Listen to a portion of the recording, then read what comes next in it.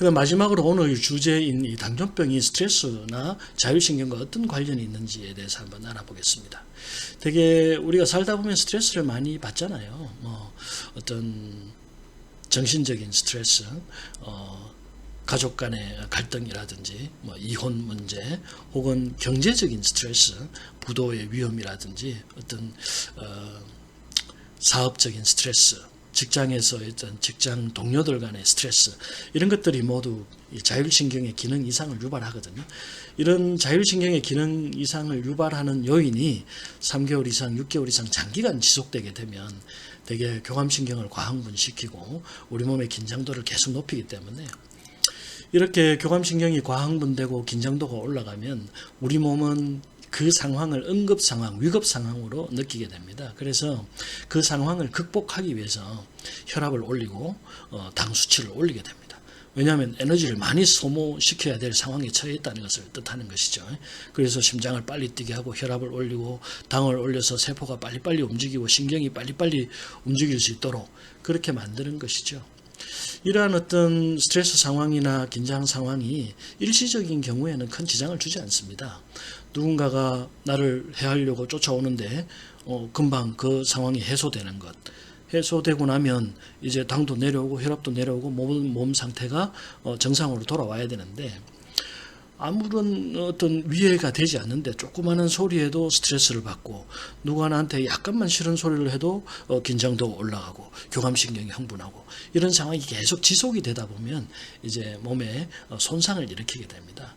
그 중에 제일 큰 것이 이제 우리가 자율신경 실조증 증상 중에 가장 많은 두통이나 어지럼증, 불면증, 안구건조증, 입마름증, 귀에서 잡음이 들리는 이명소리, 또 심장이 벌렁벌렁 뛴다고 하고, 또 가슴이 오그라드니까 흉곽이 쪼여서 흉통이 일어나고 하는 것과 더불어서 말초혈관이 수축하게 됩니다. 그와 동시에 인슐린 저항성도 높아지게 되고, 정신적인 스트레스, 긴장이 아주 장기적으로 이어질 때 당뇨병이 유발되는 것입니다.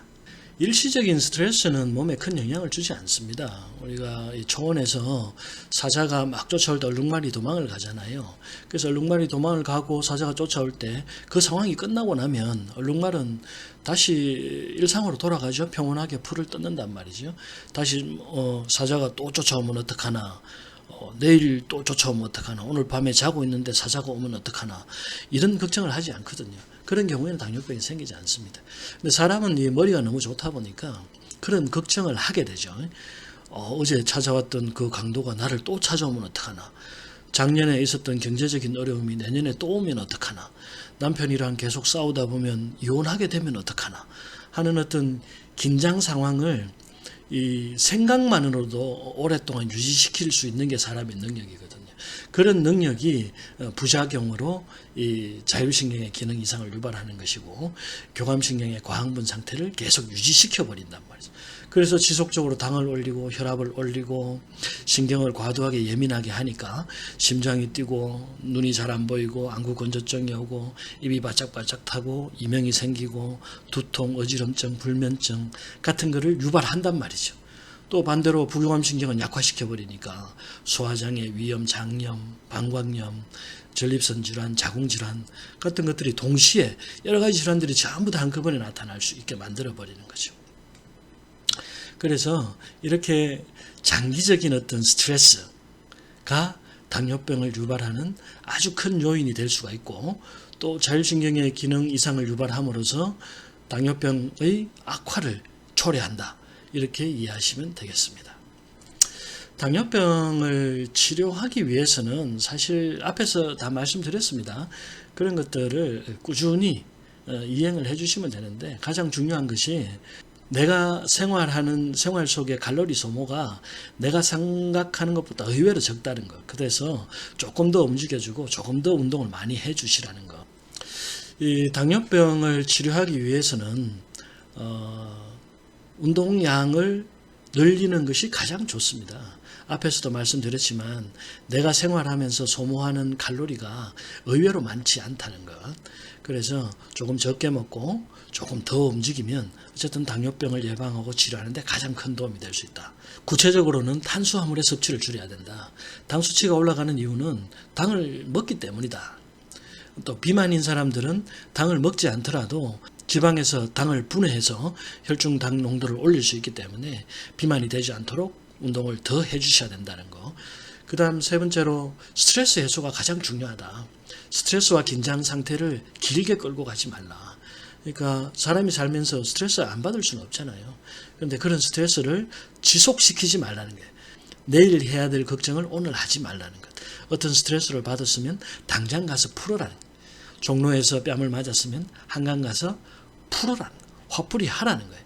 그런 화풀이에 가장 좋은 것이 운동이고 심장을 뛰게 하고 땀을 내고 몸에 고통을 일으키는 것들이다.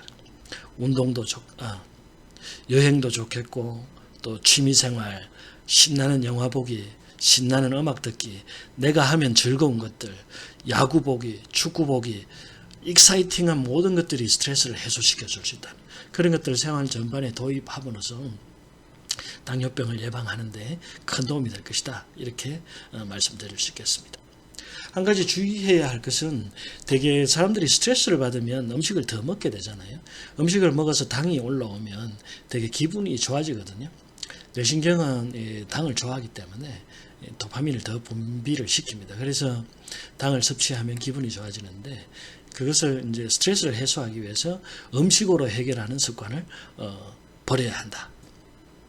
그것도 꼭 명심해 주시기를 당부드립니다. 우리가 탄수화물을 복용하게 되면 그 탄수화물이 장에서 분해가 됩니다. 장에서 탄수화물이나 녹말이 분해가 돼서 포도당이 되고 그 포도당이 이제 흡수가 되어 가지고 혈당을 높이는 그런 작용을 하거든요. 그래서 이 탄수화물이 분해되는 것을 막아주면 혈당이 올라가는 것을 막을 수가 있습니다. 그래서 이때 이제 이 탄수화물이나 녹말을 분해해서 포도당을 만드는 효소가 알파 글루코시다제라는 것인데 이 알파 글루코시다제의 활동을 억제하는 약물이 알파 글루코시다제 인히비터라는 것입니다. 실제로 양약으로 나와 있는 약물도 있고 그러한 역할을 하는 천연물이 있는데 그게 저령과 상엽입니다. 저령은 참나무 뿌리에 기생하는 버섯이고요. 또 상엽은 뽕나무 잎을 말합니다. 이 두 가지가 그런 작용이 강하기 때문에 당뇨병을 예방하고 혈당을 내리고 심지어는 비만을 억제하는 효과까지 볼 수 있기 때문에 한번 활용해 보시기를 원합니다.